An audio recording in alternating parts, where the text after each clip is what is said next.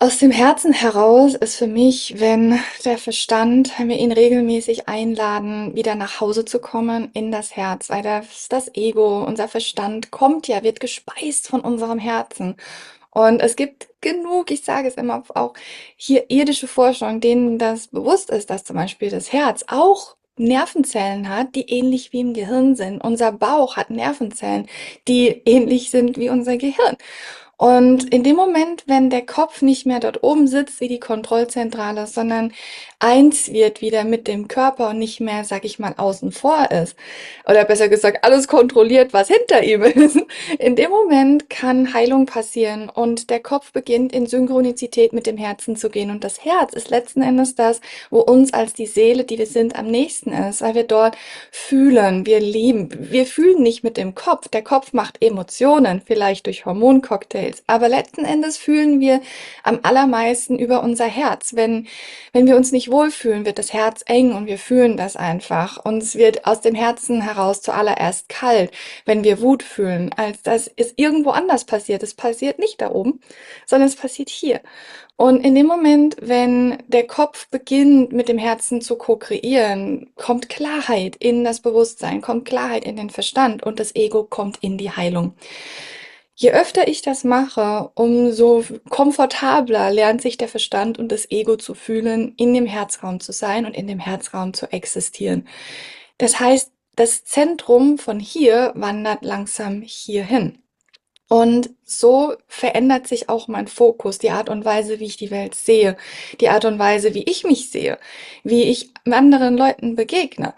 Und wenn das geheilt ist und wenn das beginnt, sage ich mal, in eine seelenzentriertere Richtung zu gehen, in dem Moment verkörpere ich ja auch mehr mein Seelenbewusstsein und nicht den konditionierten Verstand, das konditionierte Ego, was ja mehr gesellschaftskonform ist als seelenkonform. Entschuldigung. Und in dem Moment, wenn diese Heilung in der Tiefe stattfindet, dann kann man auch nicht mehr einfach nur Konzepte sprechen, die einem selbst nicht integer sind. Weil was ich beobachte immer wieder, sind Leute, Menschen, die, oder auch nicht nur Menschen, sondern auch teilweise physische ETs, die teilweise super schön reden, aber es einfach nicht in Einklang ist mit ihrem Herzen. Das heißt, man fühlt, dass es da ist, aber nicht im Rest des Körpers ist. Es fließt nicht durch. Und das ist, das ist das, wo ich versuche zu helfen, zu integrieren, dass alles Wissen, was man hat, letzten Endes nur etwas wert ist, wenn es durch einen hindurch fließt, wenn es durch einen hindurch arbeitet und über das Herz gelebt wird. Und hier ist man letzten Endes genau auf seinem Seelenweg.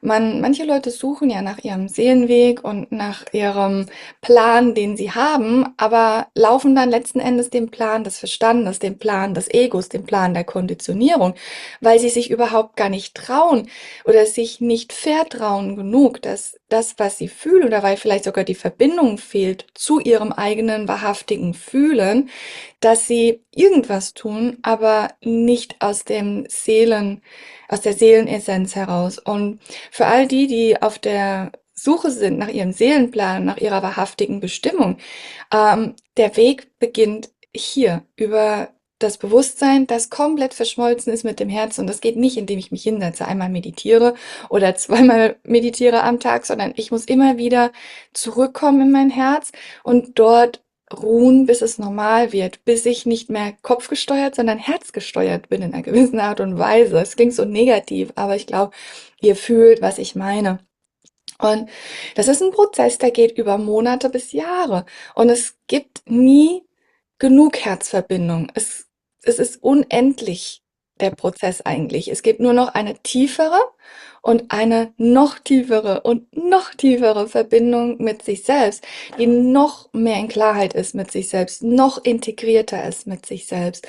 Und von daher ist das auch, sag ich mal, ein Prozess, der mit jedem Schritt erneuert wird, wie versiegelt wird, aus dem Herzen heraus zu leben. Und dann kann es sein, dass man mal davon abkommt und mehr im Kopf ist, weil man im Stress ist oder weil man getriggert ist oder weil Themen hochkommen.